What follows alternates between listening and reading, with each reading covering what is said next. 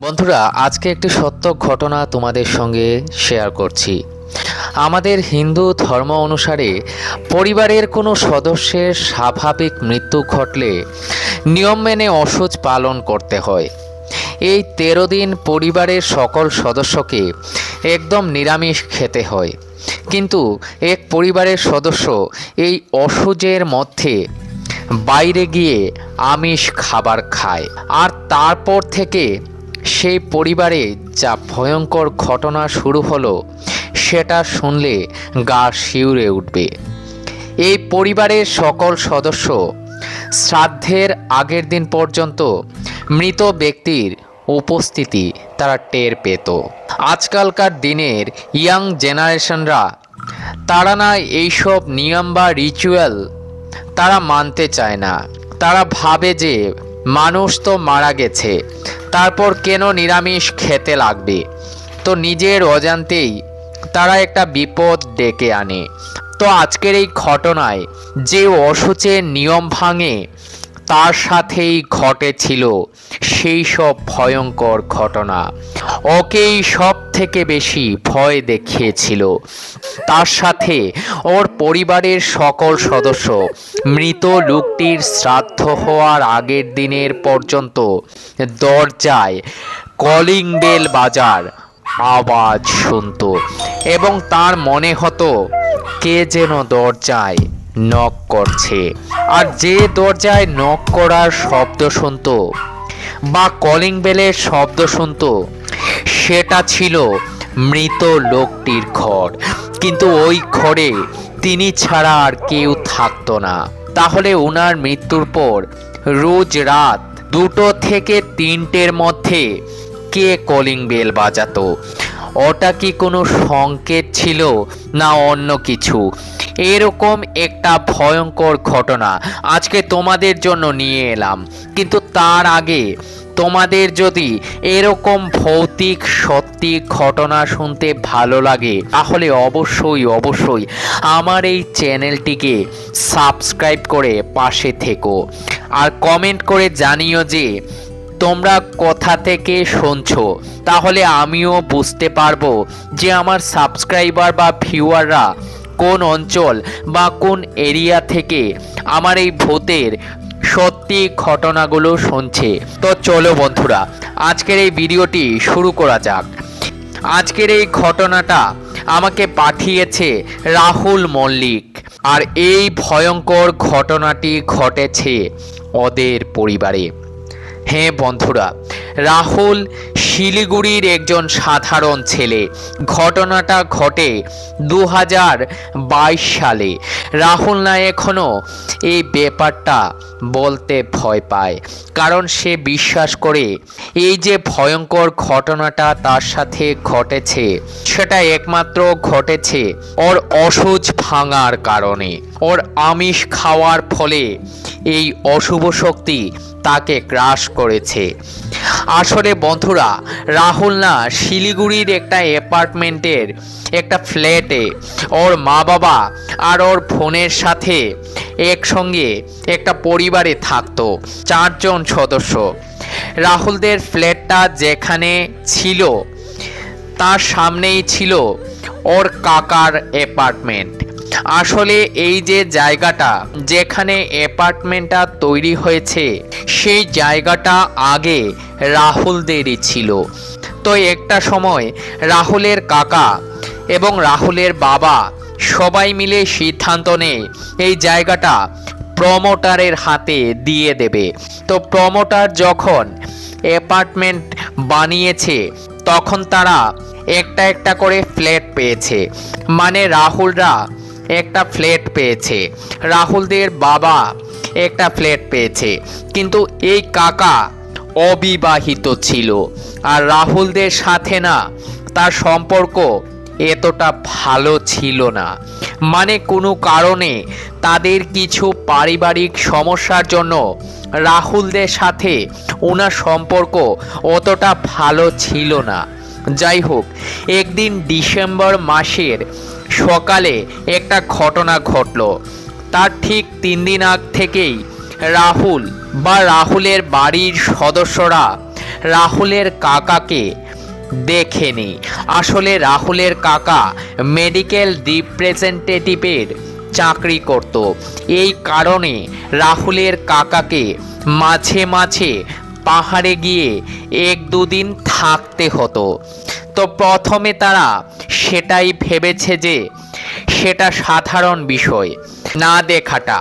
তো রাহুলের বোন একটা জিনিস লক্ষ্য করলো, রাহুলের কাকার যে দরজাটা আছে না, ভেতর দিক থেকে বন্ধ করা। মানে রাহুলের কাকা যদি বাইরে যেত তাহলে তো বাইরে থেকে লক করত, কিন্তু হয়তো ঘরের ভিতরেই আছে, তার জন্য ভিতর থেকে বন্ধ করা। তখন সেটা গিয়ে ওর মাকে জানায়। তখন রাহুলের মা ভাবে যে হয়তো ভোরবেলা ঘরের ভেতর ঢুকেছে, তাই তারা বুঝতে পারেনি, তাই ভেতর থেকে হয়তো বন্ধ করে রেখেছে। আসলে না, রাহুলের কাকা মাঝে মাঝেই এটা আর কি করত। তো এটা একটা সাধারণ বিষয় ছিল, কিন্তু একদিন পর থেকে একটা দুর্গন্ধ বেরোতে থাকে। তো দুর্গন্ধটা না মানে সামনের দিক থেকে খুব কম আসছিল, মানে রাহুলদের ঘরের দরজা খুললে গন্ধটা পাওয়া যাচ্ছিল, কিন্তু খুব অল্প। আর যারা নাকি এই সিঁড়ির ওপর দিয়ে নিচে নামছিল তারাও নাকি এই গন্ধটা পেয়েছিল। তো অ্যাপার্টমেন্টের যে সেক্রেটারি তিনি ভাবলেন যে কোনো হয়তো ইঁদুর বা কিছু একটা মরেছে, সেই কারণে দুর্গন্ধটা বের হয়েছে। তাছাড়া না পেছনে একটা ড্রেনও আছে, হয়তো ওই দুর্গন্ধটা ওই ড্রেনের থেকে হতে পারে। সেই কারণে একজন সুইপারকে ডাকা হয় ড্রেনটা পরিষ্কার করার জন্য। এবার সুইপার তো অ্যাপার্টমেন্টের পেছনে গেছে পরিষ্কার করতে, গিয়ে না ও কোনো কিছু খুঁজে পায়নি। সে ভাবছে যদি কোনো ইঁদুর বা কিছু মরে থাকে তো তার জন্য সে একটু ভালোভাবে চেক করছিল, কিন্তু দুর্গন্ধটা অনেক আসছিল। তখন সুইপার লোকটি বুঝতে পারলো এই দুর্গন্ধটা আসে রাহুলের কাকার বাথরুমের ভেন্টিলেটর দিয়ে। মানে রাহুলের কাকার বাথরুম ছিল পিছন দিকটায়। এরপর সুইপার লোকটি অ্যাপার্টমেন্টের সামনে এসে সেক্রেটারিকে বলল যে পেছনে তো কোনো জন্তু মরেনি, একদম পরিষ্কার, কিন্তু দুর্গন্ধ একটা আসছে, সেটা ফার্স্ট ফ্লোরে যে আছে তার বাথরুমের ভেন্টিলেটর থেকে। তো সেক্রেটারি লোকটি তারপর ফ্ল্যাটে গিয়ে রাহুলের কাকাকে ডাকছে, কিন্তু রাহুলের কাকা দরজা খুলছে না।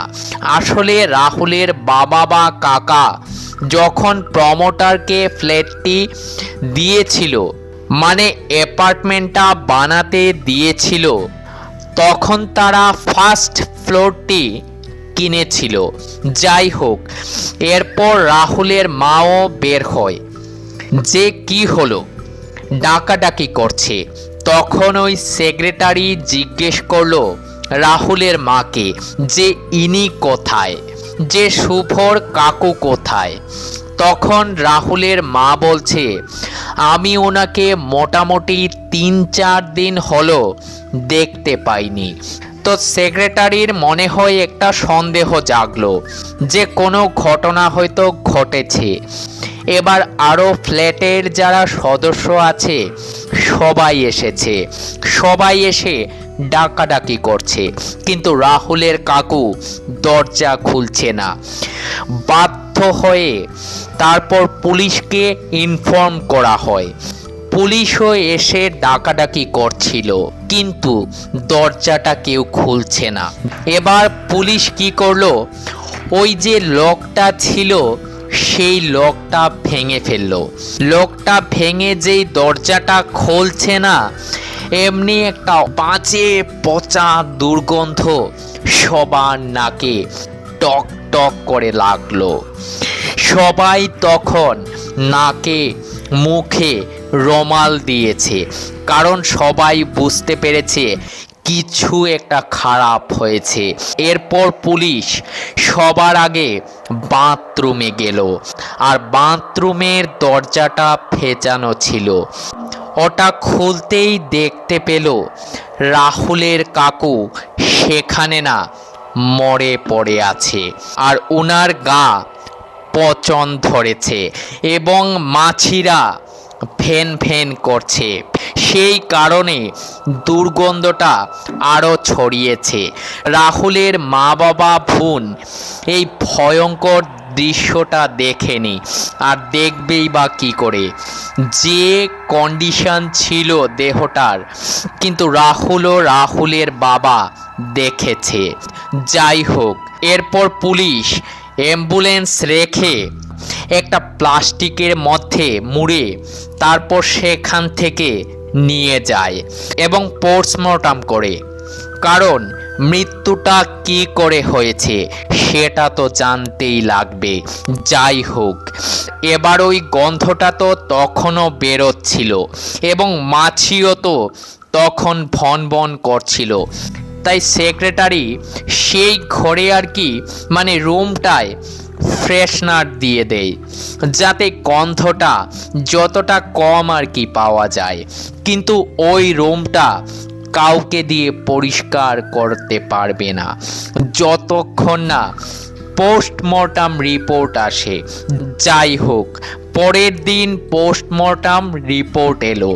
তখন সবাই জানতে পারলো এটা একটা স্বাভাবিক মৃত্যু, মানে রাহুলের কাকার কোনো কারণে হার্ট অ্যাটাক হয়েছিল বাথরুমে, এবং তিনি তখন আর কাউকে ডাকতে পারেননি এবং সেখানেই আর কি মারা যায়। এরপর পরের দিন অ্যাম্বুলেন্সে করে দেহটা নিয়ে আনা হয়, আর দেহটা না ভালোভাবে প্লাস্টিক করে নেফতালিন, কর্পূর এইসব দিয়ে আর কি নিয়ে আসা হয় তাদের অ্যাপার্টমেন্টে। আসলে তার তো সেখানে বাসস্থান ছিল, তো তিনি যখন মারা গেছেন নিয়ম অনুসারে যে মারা যায় তার বাসস্থানে দেহটা একবার এনে রাখা হয়, তারপর তো দাহ করতে নিয়ে যাওয়া হয়। তো দাহ যখন করা হবে, ওনার তো কোনো ছেলে মেয়ে নেই, মানে উনি তো বিয়েই করেননি, সেই কারণে দাহ করার দায়িত্বটা অ্যাকচুয়ালি পড়ে রাহুলের উপরে, মানে মুখ আগ্নি তো রাহুলকেই করতে লাগবে। কিন্তু রাহুলের সেই সময় প্রচণ্ড জ্বর ছিল, তাই মুখাগ্নি করে রাহুলের এক পিসি, সেই পিসির ছেলে। এদিকে অ্যাপার্টমেন্টের যে সেক্রেটারি আছে উনি সেই সুইপারকে দিয়ে রাহুলের কাকার রুমটা ভালোভাবে পরিষ্কার করে দেয় যাতে গন্ধ না বের হয়। এরপর রাহুলের কাকার দরজাটা বাইরে থেকে বন্ধ করে দেয় এবং তালা মেরে দেয়। যাই হোক, এইদিকে রাহুলদের ওষুধ চলছে, তাদের 13 দিন নিরামিষ খেতে লাগবে। তো রাহুল মোটামুটি 3-4 দিন জ্বরে ভুগছে। তারপর যখন নাকি একটু সুস্থ হলো, ওর ভালো লাগছিল না, তো কিছু বন্ধুর সাথে দেখা করার জন্য সে শিলিগুড়িতে বাঘাযতীন পার্ক দেখতে গিয়েছে। সেখানে বন্ধুদের সাথে আড্ডা মারছে, আর আড্ডা মারতে মারতে তাদের একটা বন্ধু কিছু চিকেন পকোড়া নিয়ে আসে। তো সব বন্ধুই আর কি খাচ্ছিল, কিন্তু রাহুল খাচ্ছিল না, যেহেতু ওদের ওষুধ চলছে, নিরামিষ খেতে লাগবে। তখন একটা বন্ধু ওকে বলল, আরে খা রে ভাই, খা, কোনো ব্যাপার না, এরকম খাওয়া যায় আজকালকার দিনে এরকম চলে, খা। তো রাহুল না প্রথমে খেতে চাইছিল না, কিন্তু আরও একটা বন্ধু ছিল, সেও রাহুলকে জোর করে আর বলে খা খা, কোনো ব্যাপার না, মানে ওকে ভালোভাবে আর কি ব্রেইন ওয়াশ করছে। তো সে না একটা চিকেন পকোড়া খেয়ে ফেলে। এবারও রাতে মোটামুটি 9:30টার দিকে অ্যাপার্টমেন্টে ঢুকে। আর সেই সময় না অ্যাপার্টমেন্টের ওপর থেকে একটা লোক আর কি নামছিল। তো রাহুলকে সঙ্গে সঙ্গে সে জিজ্ঞেস করলো কেমন আছো, কথাবার্তা বলে, মানে ক্যাজুয়ালি। তারপর লোকটি না বাইরে কোথাও চলে যায়। তো রাহুল তখন নিচে একা। তো নিজের স্কুটিটা একটা জায়গায় রাখলো, মানে গ্যারেজের মতন আছে একটা জায়গা, পেছনে গ্যারেজ, সেখানেই রেখেছে। তো সেই স্কুটিটা পার্ক করলো। তখনই না ওর কেমন একটা অনুভব হলো। আর রাহুলের কাকার দেহটা যেখানে রেখেছিল সেই দিকে ওর চোখটা যায় এবং ওর সেই সময় না কেমন একটা অনুভব হতে থাকে। ওর তো নিজের জায়গা, কিন্তু তাও একটা অচেনা ফিল হচ্ছে। আর তখন গাটা শিরশির করছিল তার। তো রাহুল ভাবলো যে ঠান্ডাটা বেশি লাগছে, কারণ তখন তো শীতকালের সময়। আর সেই দিন না বাইরে কুয়াশা পড়ছিল। যাই হোক, ও তারপর নিজের ঘরে ঢুকে শুয়ে পড়ে। আর বাইরে যে ও চিকেন পকোড়া খেয়েছিল সেটা না ওর মা বাবাকে জানায়নি। ভেবেছে যদি জানাই তাহলে হয়তো বকা দেবে। এইবার মাঝরাতের দিকে না একটা কলিং বেল বাজার শব্দ হয়। আর কলিং বেলের সেই আওয়াজটা শুনছে শুধুমাত্র রাহুলের বোন। আর রাহুলের বোন না সেদিন বুঝতে পারেনি, মানে কে কলিং বেলটা বাজালো এত রাতে। তো তার বোন পরের দিন সকালবেলা তার মাকে জানালো যে মা, কাল রাতে না আমি কাকুর ফ্ল্যাটে কলিং বেল বাজার শব্দ শুনেছি। তো ওর মা বলল তুই হয়তো ভুল শুনেছিস, না হলে কেউ হয়তো শয়তানি করে কলিং বেল বাজিয়েছে। এবার সেটা তো বাজছে মাঝরাতে, কে এতবার শয়তানি করবে। এবার সেদিন সন্ধেবেলা রাহুলের মা রাহুলের কাকুকে আর কি যেখানে শোয়ানো হয়েছিল সেখানে না প্রদীপ জ্বালাতে যায়। এটা মানে রোজ আর কি করছিল, মানে যবে ওর কাকার মৃত্যু হয়েছিল তার থেকে। তো সেদিন না যখন প্রদীপটা জ্বালাতে গিয়েছিল তখন দেখছে ওই গণ্ডির মধ্যে না দুটো পায়ের ছাপ। আর পায়ের ছাপটা ভেজা, মানে কেউ যেন ভেজা পায়ে ওখানে দাঁড়িয়েছিল। এটা দেখে না রাহুলের মা একটু ঘাবড়ে গেল, মানে গণ্ডির ভিতরে পায়ের ছাপ আসবেই বা কী করে। তো কেউ শয়তানি করে, কোনো পাগল তো এরকম করবে না যে একজন মৃত মানুষের গণ্ডির ভেতরে দাঁড়াবে, তাও ভেজা পায়ে। তো যাই হোক, রাহুলের মা কোনো রকমে ওই প্রদীপটা ওখানে রেখে নমস্কার করে চলে আসে। চলে এসে রাহুলের বাবাকে জানায়। রাহুলের বাবা না বিশ্বাস করে না, বলে ধুর কি দেখলে উল্টাপাল্টা, আর পায়ের ছাপ কেই বা দেবে ওখানে। সেদিনকা আরও একটা ইনসিডেন্ট ঘটলো। এটা ঘটলো রাহুলের সাথে। তো রাহুল না রাত্রি তখন 9টা বাজে, বিছানায় শুয়ে ল্যাপটপে কিছু আর কি করছিল। আর ওর মাথার পেছনে যে জানালাটা ছিল বিছানার সাথে, সেই জানালাটা না খুলছিল। রাহুল ল্যাপটপে কিছু কাজ করছে। এবার রাহুল শুনতে পেল পেছন থেকে কেউ বাবাই বাবাই বলে ডাকলো। তখন না চমকে উঠে, কারণ বাবাই হচ্ছে তার ডাক নাম। তো হঠাৎ করে কেউ ডাকলে রাহুল তো স্বাভাবিকভাবে চমকে উঠবে। তো জানালাতে দেখছে, জানালা দিয়ে উকি মারছে, দেখছে কেউ নেই। মানে খুটখুটে অন্ধকার নিচে, কারণ পেছনের সেই জায়গাটা অন্য একটা বাড়ি ছিল এবং বাউন্ডারি ওয়াল ছিল আর খুটখুটে অন্ধকার ছিল। তো রাহুল না বুঝতে পারলো না যে কে ডাকলো এভাবে। এরপর ভাবছে হয়তো আমার মনের ভুলভাল আর কি শুনেছে। এবার মাঝ রাতের দিকে রাহুলের ফোন আবার শুনতে পায়। রাহুলের কাকার রুমে কলিং বেল বাজছে।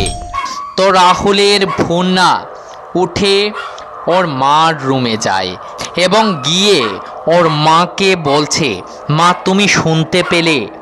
তখন না রাহুলের মা শুনতে পায়, কিন্তু রাহুলের বাবা শুনতে পায়নি, কারণ রাহুলের বাবা সেদিন একটু তাড়াতাড়ি ঘুমিয়ে পড়েছিল। রাহুলের মা মোবাইলে দেখল যে রাত তখন 1:15 বাজে। তারপর রাহুলের মা বলল যে হয়তো কেউ শয়তানি করছে, কালকে আমি দেখছি। পরের দিন সকালে রাহুলের মা অ্যাপার্টমেন্টের সবাইকে ডেকে বলছে, কাল রাত্রি 2:30 কে কলিং বেলটা বাজাচ্ছে। মানে মৃত কাকুর ঘরে যে কলিং বেলটা বাজছে, তখন সবাই বলে আমরা কেউ জানি না। মানে আর কি যা বলার সেটাই বলছে, আর কেউ যদি করেও থাকে সে তো আর স্বীকার করবে না। যাই হোক, সেই দিনকার আর বোঝা গেল না যে কে কলিং বেলটা বাজাচ্ছে এত রাতে। এবার রাহুলের সাথে এমন একটা ঘটনা ঘটল যেটাতে রাহুল অনেক বেশি ভয় পেয়ে যায়। তো হয় কি, এরপর একদিন রাত 7টার সময় ও পাড়ার একটা দোকানে যায় কিছু কিনে আনতে।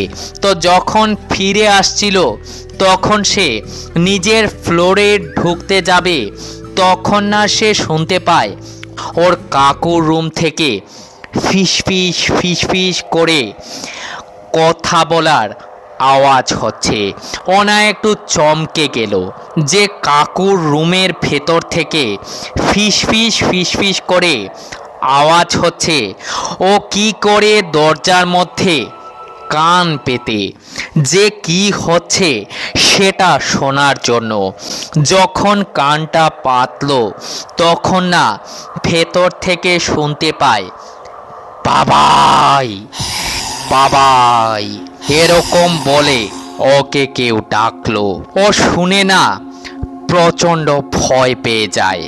মানে বন্ধ ঘরের ভেতর থেকে কে ডাকবে। কোনোভাবে দৌড়ে নিজের দরজাটা খোলে, ঘরের ভেতরে ঢুকে দরজাটা বন্ধ করে দেয়। আর ওর মা বলছে, কিরে কি হলো, তুই কেন এইভাবে ফট করে দরজাটা বন্ধ করলি? ও যে সামগ্রীগুলো নিয়ে এসেছে সেগুলো টেবিলের মধ্যে রেখে নিজের বেডরুমে ঢুকে দরজাটা তারপর বন্ধ করে দিল। আর বন্ধ করে বিছানায় শুয়ে ভাবছে, আমি যে অসুচের মধ্যে যে আমিষ খাবারটা খেয়েছি সেটা কি ঠিক হলো? মানে এগুলো আর কি ভাবছে। এই ইনসিডেন্টগুলো কিন্তু শুরু হয় রাহুলের আমিষ খাওয়ার পর থেকে। কারণ ওর কাকা যখন মারা গেছে তারপর 3-4 দিন সব কিছু ঠিকঠাক চলছিল, মানে একদম স্বাভাবিকভাবে চলছিল। রাহুল যেদিন আমিষ খাবার খেলো বাইরে, তারপর থেকে শুরু হলো অদ্ভুত ও ভৌতিক ঘটনা তাদের ফ্ল্যাটে। আসলে না ও তখন ভয় পেয়ে গেছিল। মানে সবাই না বলতো যে কেউ মারা গেলে আমিষ খেতে নেই।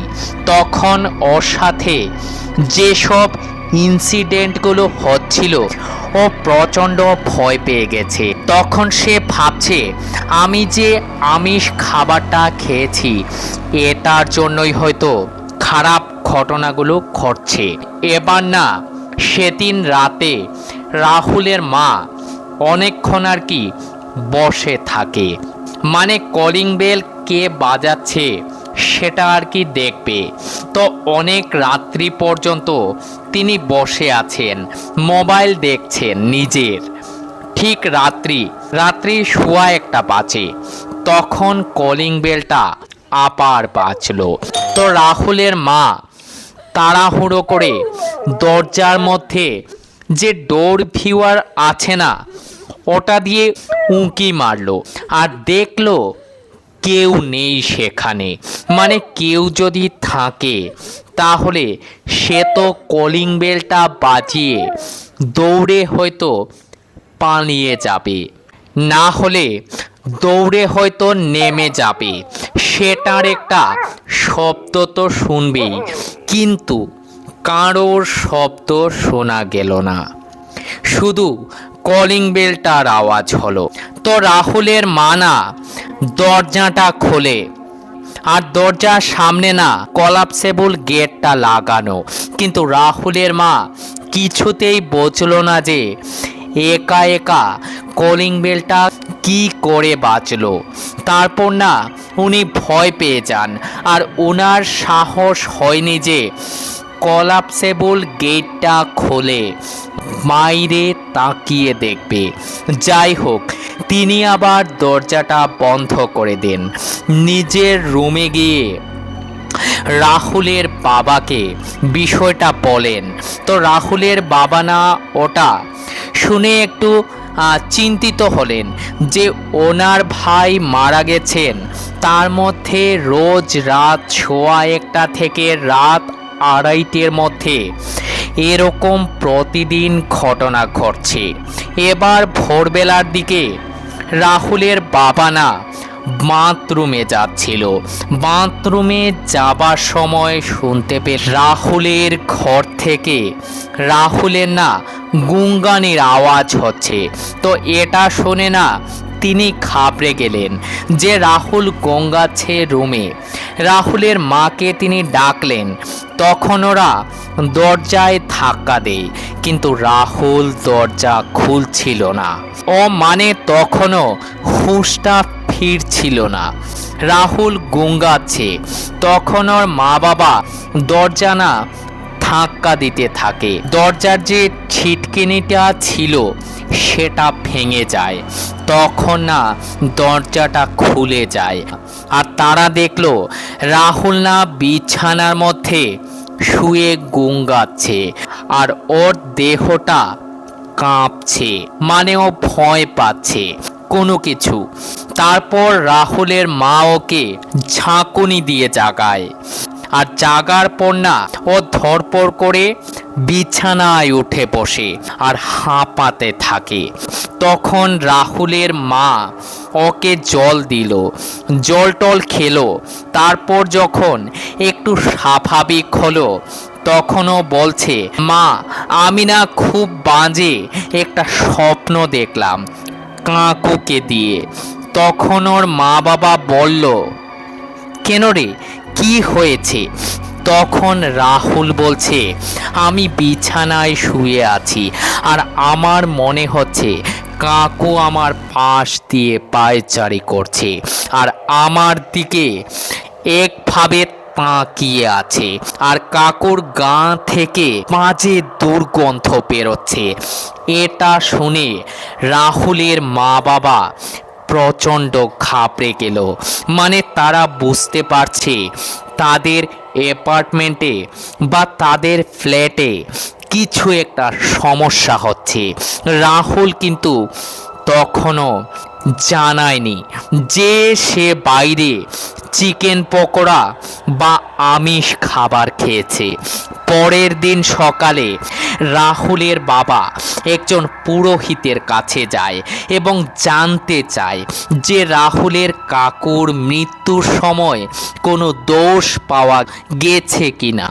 কিন্তু পুরোহিত তো সঠিক সময়টা জানতে পারেনি, কারণ রাহুলের কাকু যখন মারা গেছে সেটার একদম পারফেক্ট যে সময়টা, সেই সময়টা জানতে পারেনি, যেহেতু তিনিও জানতেন না, কারণ রাহুলের কাকুর মৃত্যুর সময়টা পোস্টমর্টম রিপোর্টে একেবারেই মেনশন ছিল না। কিন্তু পুরোহিত বলল যেদিন তিনি মারা গেছে সেদিন অমাবস্যা তিথি ছিল, মানে সেটা আর কি ধারণা করেছিল তারা। পুরোহিতকে ডেকে তারা আরও জানালো যে রাহুল তার কাকুর স্বপ্ন দেখে ভয় পাচ্ছে। তারপর রোজ রাত 2:30 বাজলে কাকুর অ্যাপার্টমেন্টে কলিং বেল বাজার শব্দ আসে। তো এসব যখন জানলো তখন পুরোহিত বলল যে শ্রাদ্ধ না হওয়া পর্যন্ত তো আত্মা ঘোরাঘুরি করে, শ্রাদ্ধের পরে সব ঠিক হয়ে যাবে আর কাকার নামে একটা পিণ্ডদান করে আসবেন। তো যাই হোক, এইসব কথাবার্তা হবার পর রাহুলের বাবা সেখান থেকে চলে আসে। এবার মোটামুটি শ্রাদ্ধের আরও 3 দিন বাকি ছিল। তবে এই 3 দিন রাত 2:30 নাগাদ রাহুলের কাকার অ্যাপার্টমেন্ট থেকে কলিং বেল বাজার আওয়াজ শোনা যেত। তবে রাহুলদের পরিবারের সবাই সেই শব্দটা শুনেছিল।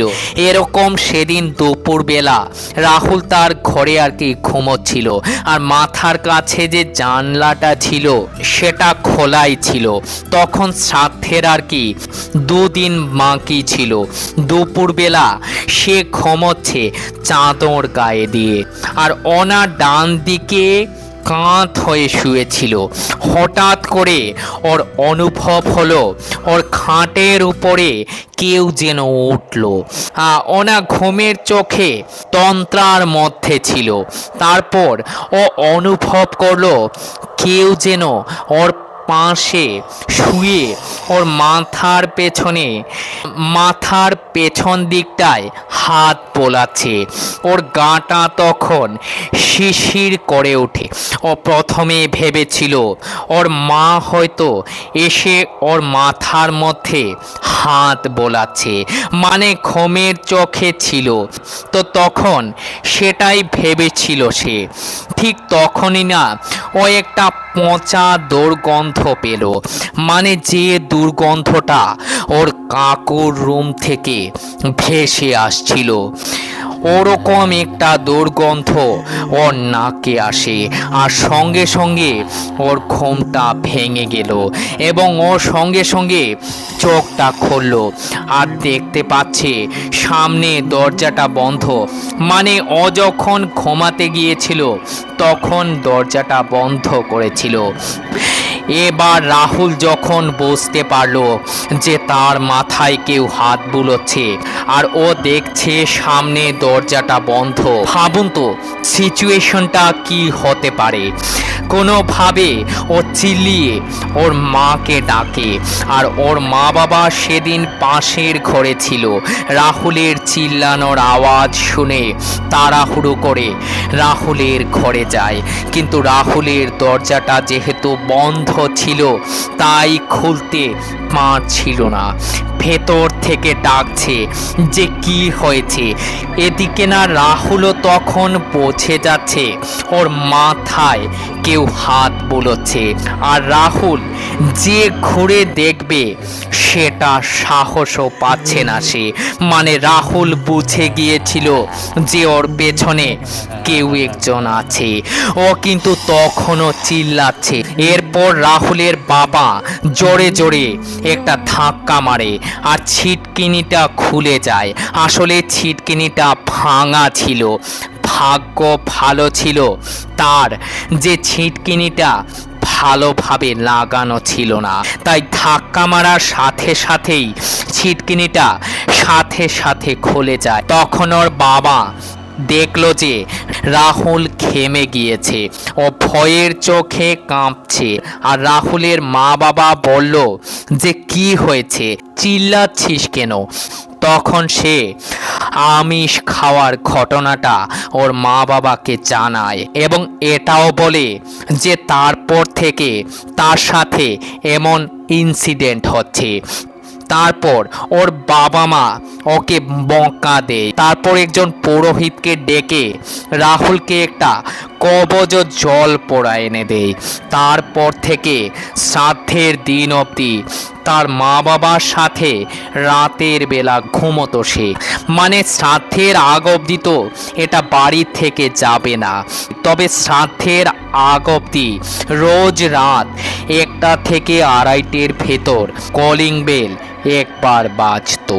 তো যে পুরোহিত রাহুলকে কবজ জল পোড়া দিয়েছিলেন তিনি বললেন হয়তো রাহুলের কাকু এই নির্দিষ্ট সময়ে মারা গিয়েছিলেন, তাই এই সময় তিনি প্রতিদিন আসেন। তো এটা ওদের ধারণা ছিল, হয়তো সেটা সত্যিও হতে পারে। যাই হোক, শ্রাদ্ধের আগের দিন পর্যন্ত তারা কলিং বেল বাজার আওয়াজ শুনতে পায় এবং রাহুলের ঘর তো বন্ধই ছিল। সেই ঘরের ভেতরেও তারা হাঁটাহাঁটি শব্দ তারা শুনতে পেয়েছিল।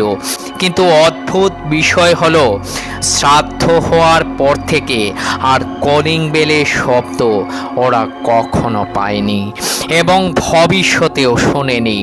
পরবর্তীকালে রাহুলের কাকার নামে পিণ্ডদান করা হয়। বর্তমানে রাহুলের কাকার ফ্ল্যাটে একটা পরিবার থাকে, তবে তারা কোনো অভিযোগ করেনি যে তাদের কোনো অস্বাভাবিক লাগছে বা কোনো কিছু দেখে ভয় পাচ্ছে। মানে একদম নর্মাল যেরকম আছে ওরকমই। তো বন্ধুরা, এটা একটা সত্য ঘটনা ছিল যেটা রাহুল নামে একটা ছেলে আমাকে মেইলের মাধ্যমে পাঠিয়েছিল এবং এটা ছিল সম্পূর্ণ সত্য ঘটনা।